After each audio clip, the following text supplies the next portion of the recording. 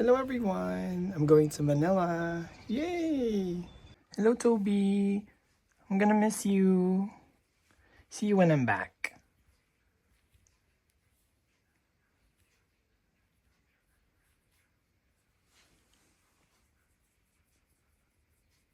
Guys, nandito na ako sa airport. Yay! Yung maleta ko. Kasi mami tinutulungan niya ako kung dali ng isang maleta. Dapat sasama yun nag-back out.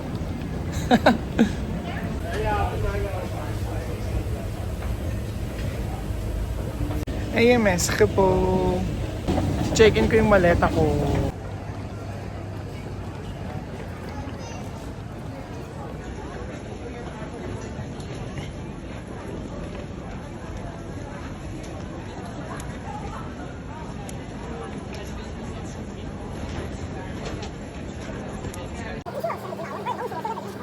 Kaya na-check-in ko na yung luggage. Hanapin ko na yung gate ko. Doon ako sa gate E. Ang haba ng pila dun sa sa may passport control. Tapos pinakita ko yung passport ko. Sabi, Dutch passport, you can just like walk free and go ahead. So ayun, di na ako pumila. Grabe. Ganun ka-powerful yung passport. So proud! Hanapin ko ang aking gate. Gate 09.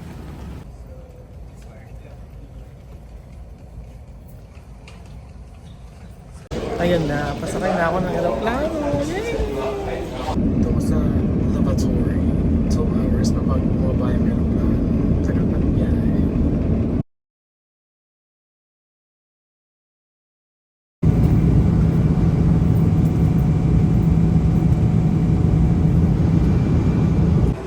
I'm already in Naiya and I'm waiting for my suitcase. Here is my suitcase. Yay! I guess I have to go that way because I'm non-Filipino. Yung mga tita ko, sinusundo nila ako. Yay! Hi! Love the Philippines! Hello! How are you doing?